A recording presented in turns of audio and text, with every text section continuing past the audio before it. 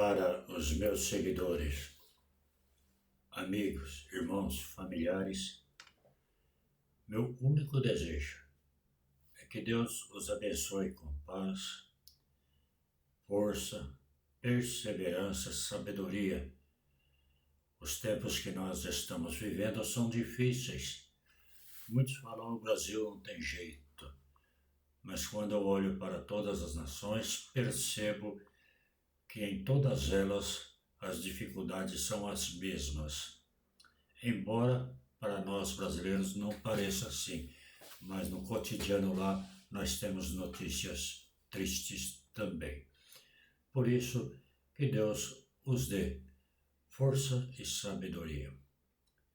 Nós publicamos os vídeos para a honra e glória do Senhor, porque tudo que nós publicamos é o entendimento que Ele nos dá de Sua própria palavra, escrita por Ele, por meio dos seus escolhidos. E se você quer cooperar na divulgação da palavra de Deus, inscreva-se no canal, comente, pergunte, enfim, esteja à vontade, porque você estará contribuindo não comigo, mas para a glória do Senhor.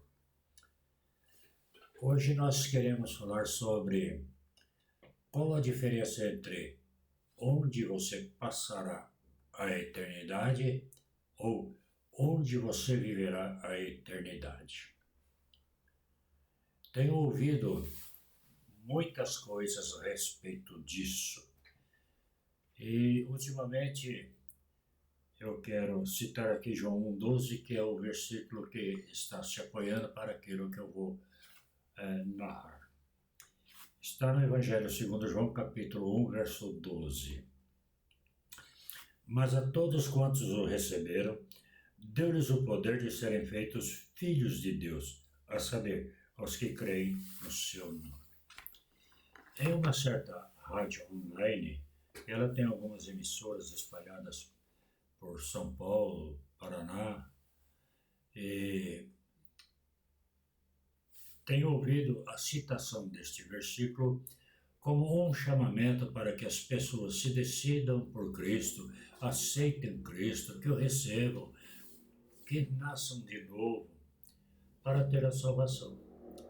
Pois Cristo está à porta do teu coração e Ele quer entrar, mas se você não abrir a porta, Ele não entrará.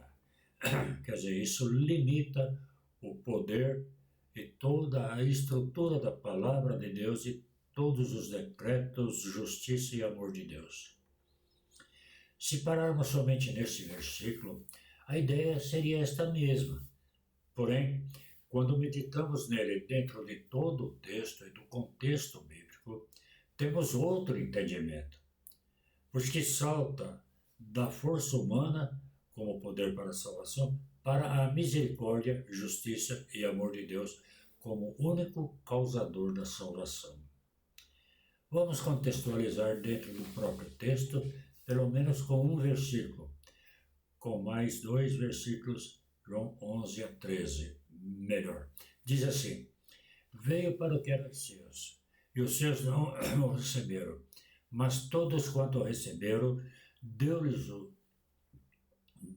o poder de serem feitos filhos de Deus, a saber, aos que creem no seu nome, os quais não nasceram, veja bem, os quais não nasceram do sangue, da vontade da carne, disso aqui, nem da vontade do homem, mas de Deus. Quer dizer, receberam porque nasceram de novo, tiveram um novo nascimento provocado por Deus, e não pela aceitação, pela vontade, pela decisão humana. Primeiro, mesmo aqueles que estavam entre o povo de Deus não receberam Jesus, mas alguns creram e por isso o receberam. O que quer dizer? Receber em relação a decidir ou aceitar. Receber, entrar na posse ou obter como recompensa. Favor ou merecimento. Mas, uma pergunta: como Deus recompensar o homem antes de o salvá-lo? Se este homem está mergulhado no pecado e destituído de sua glória, conforme Romanos 3:23. Porque todos pecaram e destituídos estão de sua glória. Portanto, nenhum merecimento ou mérito o ser humano tem por sua salvação, pois ela é operada por Deus, o que significa um novo nascimento operado por Deus, não mediante aceitação ou decisão humana. O verso 13 do texto que nós lemos é enfático: nasceram de Deus. Por isso Jesus é explícito neste mesmo evangelho que ele é o caminho, a verdade e a vida. Capítulo 14 de João. E ainda nos capítulos 6, 44, diz Jesus: ninguém pode vir a mim se o Pai que me enviou não o trouxer, e eu o ressuscitarei no último dia. Poderíamos citar tantos outros versículos nessa direção, porém creio que estes já são suficientes. Mas se você quiser, poderá verificar Efésios capítulos 1 e 2, onde fala da predestinação para a salvação, mesmo antes da fundação do mundo. E que antes de Cristo salvar todos, andam segundo a vontade do inimigo. Todos andam segundo a vontade do inimigo. Ou seja, sob as potestades do ar. Ainda Colossenses 3, que trata da salvação como a primeira ressurreição, porque todos estão mortos nos delitos e pecados, advindo do primeiro pecado, cometido por Adão, o qual passou a todos os homens por ser a origem do pecado. Mas dizem os defensores da salvação operada mediante os méritos humanos que Jesus está à porta. Vamos para este versículo em Apocalipse 3, a partir do versículo 13. Primeiro, a carta está sendo dirigida para a igreja, e em especial para o pastor, o anjo da igreja. Porque ele não era totalmente fiel, aceitava muitas inovações da igreja. E Jesus, é claro, que está à porta do coração dele, pois fazia parte da igreja salva. Porém, está pecando. E Jesus não disse que iria vomitá-lo, como alguns dizem. Ele disse que estaria a ponto de vomitar. O amor dele era maior. Por isso, o chama ao arrependimento. E o vomitar aqui não é se relaciona à salvação, mas ao ministério, é destronar do ministério. Após citarem o versículo em pauta, fazem uma pergunta: onde você passará a eternidade? Vamos lá, o que é eternidade? Eternidade é o atributo daquilo que não tem início nem fim.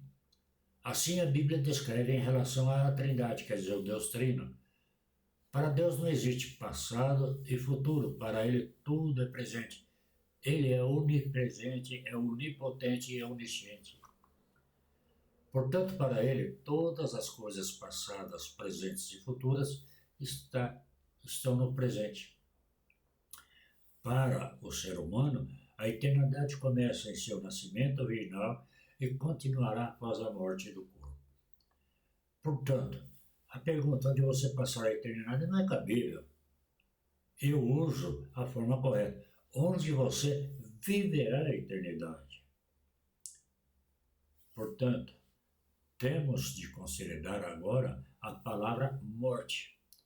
Aquele que não é salvo e será salvo, para ele a eternidade no presente e após morte é a salvação eterna. No dia do juízo final ele receberá a sentença da segunda morte, que é ser lançado no lago de fogo eterno, que queima, mas não extingue, é um sofrimento eterno. Para os salvos, aqueles que serão salvos, a primeira morte, ou chamada ressurreição, no momento do novo nascimento, morre para o mundo e ressuscita para Deus. Tudo do passado deixa de existir, é tornado uma nova criatura. 2 Coríntios 5,17 é claro em afirmar isso. Isto é, a velha criatura vindo do pecado é extinta para Deus, e as coisas velhas, o pecado original, todos os demais, deixam de existir. Porque Cristo quem intercede pelos salvos, conforme 1 João capítulo 1. Portanto, os que aceitam Jesus, mas não o recebem, não serão salvos. Receber é uma dádiva de Deus para o predestinado. Isto é o joio que vive na igreja visível, juntamente com os salvos. Por isso, no julgamento final, quando Jesus for julgar a igreja, ele vai separar o quê? Os bodes do cabrito, o joio do trigo. O joio será chamado para a eternidade com ele. Os que recebem Jesus sem mérito algum entendem que estão salvos apenas pela misericórdia e amor de Deus. Agora estude os textos citados na palavra de Deus, não interpretando-os, mas buscando o coração no Espírito Santo o real entendimento. Não interprete conforme a sua própria vontade, conforme a vaidade humana, que é o evangelho de hoje. Sempre digo, a interpretação é humana e o entendimento é dado pelo Espírito Santo de Deus, conforme o Evangelho segundo João, no capítulo 16 e Atos 16, 11 a 15, quando o Espírito Santo abriu o coração somente de Lídia. Ainda em Romanos 8,3, diz que a lei não promove a vida eterna, mas o Filho praticou a justiça na carne, ou recebeu a justiça na carne. Portanto, nada pode fazer o homem para a sua salvação, pois ela é pela graça. Efésios 2, 9 a 10. Ou melhor ainda, vou ler para vocês do 8 a 10. Olha o que ele diz aqui. Olha como ele é claro. Porque pela graça sois salvos mediante a fé, e isso não vem de vós, é dom de Deus, não de obras, para que ninguém se glorie. Pois fomos feitura dele, criados em Cristo Jesus, para as boas obras. Veja agora, as quais de antemão preparou para que andássemos nelas. As obras da igreja estão preparadas por Deus. Tudo aquilo que transgride na igreja, em culto, escola dominical, qualquer outra coisa, atividade, que contraria a palavra de Deus, não é aceito por Deus e não é obra determinada por Deus. Como você está na igreja? Pense nisso, medite. Deus te abençoe.